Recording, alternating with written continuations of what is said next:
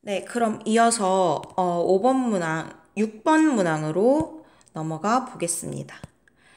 우리는 이전까지 1번부터 5번 문항을 통해서 화자가 누구인지 이 작품 표면에 드러나 있지 않지만 어쨌든 굉장히 소중하게 생각하는 자신이 헌신하고 싶은 그 님의 죽음으로 인해서 뭔가 슬픈 감정을 느끼고 있는 인물이라는 것을 알았어요. 그렇다면 6번으로 넘어가서 조금 더 화자가 처한 상황에 대한 정보를 모아보도록 합시다. 우리가 이전에 다 했던 이야기가 반복이 되고 있을 것 같은데, 6번. 오를 바탕으로 화자와 삶의 관계를 추론해 봅시다. 화자와 님의 관계. 아마 어떤 관계였을 것 같아요? 여러분, 딱 봐도? 그렇죠. 연인 사이였겠죠? 사랑하는 사이. 그 중에서도 화자는 여성이었던 것 같고, 떠나간 님이 아무래도 남성이었겠죠. 그렇습니다. 그럼 이제 7번. 이제는 뭐 술술 답을 할 수 있겠죠. 2번부터 6번에 대한 내용을 바탕으로 화자가 처한 상황을 구체화해 봅시다. 이제 뭐 화자가 처한 상황을 이 작품에 드러난 요소만을 가지고서는 알아낼 만큼 다 알아낸 것 같아요. 화자는 지금 사랑하는 연인과 사별을 한 것 같습니다. 그리고 죽음으로써 헤어졌다는 거죠. 그리고 나서 그 후에 느끼는 감정은 슬픔. 그리고 뭐 비슷한 말로 뭐 비통함, 애통함 같은 단어로도 표현할 수 있겠습니다. 여기까지 이해가 안 되시는 분은 없으시죠? 그러면 이제 8번으로 넘어가 봅시다. 사실 여기까지만 보더라도 이 작품의 주제는 다 나왔어요. 화자가 누구인지 정확하게 잘 모르겠지만 어쨌든 연인과의 사별 이후에 그 연인에게 최선을 다하지 못한, 헌신을 다하지 못한 자신의 과거가 미련으로 남아서 너무나 슬픔에 빠진 비탄 의 정조를 표출하고 있는 인물이라는 건 알았는데, 마지막으로 이 작품이 그냥 그저 그런 이별시가 아닐 수 있는 이유, 마지막 이 작품의 진짜 포인트, 조금 더 이 작품의 진정한 의미를 알 수 있는 그 마지막 퍼즐 조각을 맞춰보도록 합시다. 자, 8번으로 넘어가면 화자는 이런 자신의 슬픔을 그냥 평범하게 표출하고 마는 것이 아니라 어떤 대상의 자연물에 투영을 하고 있다고 하네요. 그렇기 때문에 아무래도 독자에게 조금 더 화자의 정서가 감동적으로 전달이 되는 것 아닐까 싶은 생각이 드는데, 화자는 현재 자신의 슬픈 비통한 정서를 어떤 자연물을 통해서 표출을 하고 있습니까? 바로 이 시의 제목이자 가장 중요한 소재 중의 하나인 귀촉도라는 새에 투영을 하고 있습니다. 그러면 9번으로 넘어가서 이런 말을 선생님이 하고 있어요. 파를 기점으로 1번부터 7번까지는 이 작품에서 알 수 있는 화자에 대한 평범한 정보에 불과했다면 이 파를 기점으로 작품의 의미가 조금 심화됩니다. 화자의 상황은 인간들 사이에서 벌어진 일, 지극히 개인적이고 평범한 경험에서 자연 만물이 겪을 수 있는 그러한 일로 확장되고 있습니까? 축소되고 있습니까? 당연히 확장된다고 봐야 되겠죠. 바로 이것이 이 시의 묘미입니다. 여러분들, 귀촉도, 새가 등장한 연을 한번 보도록 합시다. 이 3년을 보시면 3년에서는 정경이 어떻게 묘사되고 있냐면 이런 표현들이 있어요. 새가 본격적으로 등장하기 이전에 그 주위 환경을 묘사해 놓은 부분을 보면 초롱, 우리 그 상갓집에 걸어 놓은 그 등불을 의미하는 거죠. 초롱의 불빛마저도 지친 밤하늘, 얼마나 밤하늘이 새까맣고 주위가 고요하면 이 초롱의 불빛이 지쳐 보이겠습니까?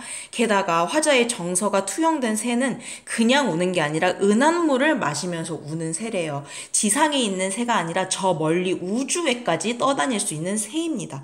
그리고 그 새는 피를 연거푸 토하면서 운다고 하죠. 게다가 활용점정으로 이런 표현을 하고 있잖아요. 이 사랑하는 님이 간 길은 그냥 가는 길이 아니라 도저히 이 인간은 도달할 수 없는 이승에 살고 있는 사람은 가고 싶어도 갈 수 없는 하늘로 난 길을 가고 있다고 하잖아요. 바로 여기가 인간과 하늘, 인간사, 지상과 저 천상계가 이어지는 부분, 인간사가 조금 더 보편적인 자연사로 확장되는 부분이에요.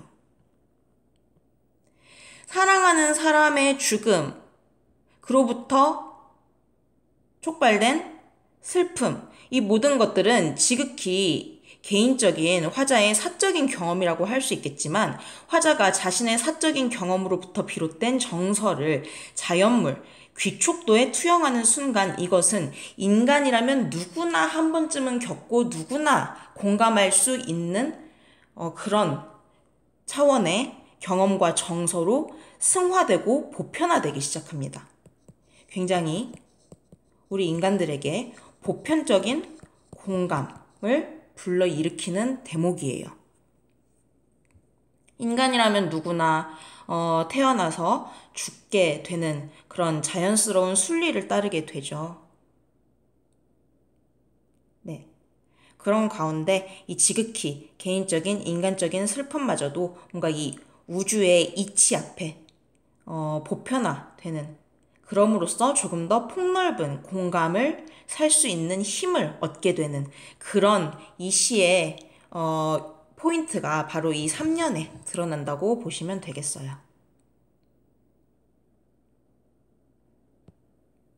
자, 그럼 마지막 이 작품의 주제는 무엇이라고 봐야 되겠습니까?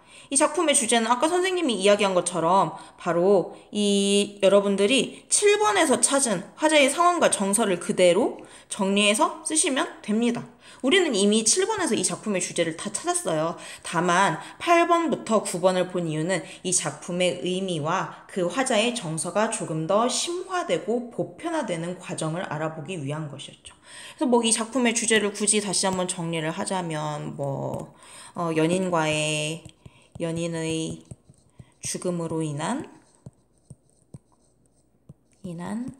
슬픔 이런 것이 되겠고, 조금 더 우리가 8번, 9번을 통해서 찾은 의미까지 더해본다면 인간 존재, 어떤 존재의 소멸에 대한 그로부터 겪게 된 비애, 이런 것들이라고 정리를 하시면 되겠습니다.